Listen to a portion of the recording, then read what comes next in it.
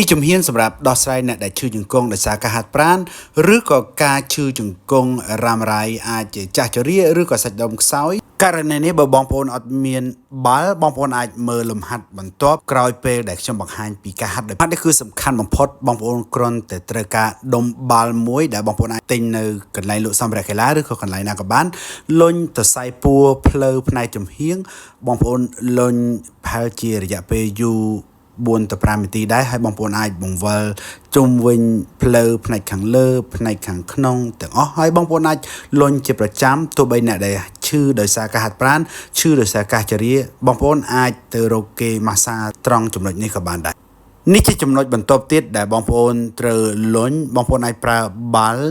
លុញដូចខ្ញុំបានបង្ហាញនៅទីនេះឬក៏បងប្អូនមានអ្នកណាអាចម៉ាស្សាឲ្យបងប្អូនក៏បានដែរហើយការហាត់បែបនេះគឺបងប្អូនត្រូវការព្យាយាមបំផុតវិធីសាស្ត្រមួយទៀតគឺជាការ stretch សាច់ដុំភ្លៅឬក៏ការពន្លាសាច់ដុំភ្លៅបងប្អូនអាចទាញកំភួនជើងទៅក្រៅមុនពេលអង្គុយចុះហើយបងប្អូនអាចដាក់ខ្លួនទៅក្រោយបែបនេះ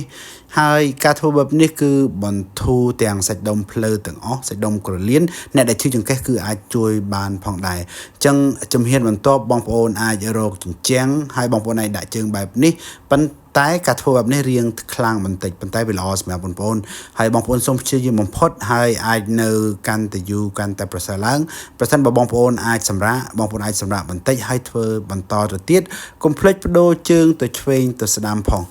លំហាត់មួយនេះគឺបងប្អូនអាចធ្វើបានដោយប្រើក្រមាមូ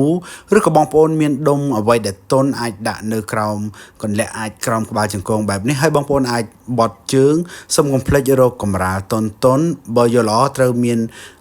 អីកលឲ្យខ្ពស់ពីឥដ្ឋឬក៏នៅកែមក្រែគឺជាការល្អបំផុតបងប្អូនអាចហាត់បែបនេះនោះជង្គង់របស់បងប្អូនអាចនឹងធូរស្បើយឬក៏ជាតែម្ដងករណីខ្លះគឺជាការតឹងត្រសៃត្រគាកដែលបងប្អូនអាចឃើញនៅក្នុងវីដេអូនេះហើយខ្ញុំនឹងបង្ហាញនៅពេលក្រោយ